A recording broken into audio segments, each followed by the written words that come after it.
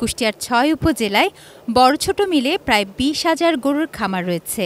দেশীয় গরুর চাহিদা বেড়ে যাওয়ায় কুষ্টিয়ার ঘরে ঘরে ও খামারে সম্পূর্ণ পারিবারিক আদলে ২ লক্ষাধিক গরু মোটাতাজা করা হয়েছে। কিছুদিনের মধ্যে এসব পশু দেশের বিভিন্ন জেলায় সরবরাহ করা হবে। কুষ্টিয়ার এসব দেশীয় গরুর চাহিদা রয়েছে ঢাকা চট্টগ্রামের বাজারেও। একটু সচ্ছলতার স্বপ্ন নিয়ে বাড়ির প্রায় সকল সদস্যই গরু লালন পালনের সাথে যুক্ত থাকে। দিনরাত পরিচর্যা করে কোরবানির হাটে পশুগুলো তুলতে চলছে শেষ মুহূর্তের ব্যস্ততা। তবে তারা বলছেন গোখাদ্যের দাম বেড়েছে, আর তাই বাড়তি দামে পশু বিক্রি করতে না পারলে লোকসান গুনতে হবে, হারাতে হবে পুঁজি। আমার খামারে ৬টা গরু রেডি করছি। কোরবানিতে সবচেয়ে বড়টা আমি ৩ লাখ টাকায় দাম চাচ্ছি।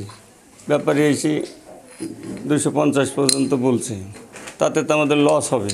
যে খড় ভুসির যে দাম। এই ৬ মাস গরুগুলো পালন করলাম, আশা করছি যে ১১ থেকে ১১.৫ লক্ষ টাকা যদি বিক্রি করতে পারি, হয়তো ১.৫ লক্ষ টাকা আমার এই ৫-৬ মাসে লাভের একটা অংশ থাকে।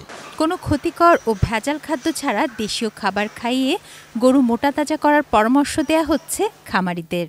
এখানে কোনো ধরনের ভেজাল কোনো খাবার খাওয়ানো হয় নাই।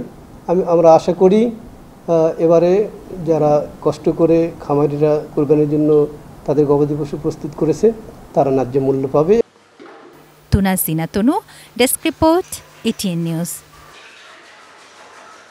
ফিনিশ আসলে একটা জিনিস, সস্তায় বস্তাপতা জিনিস, স্পার্টা চিনে ফিনিশ।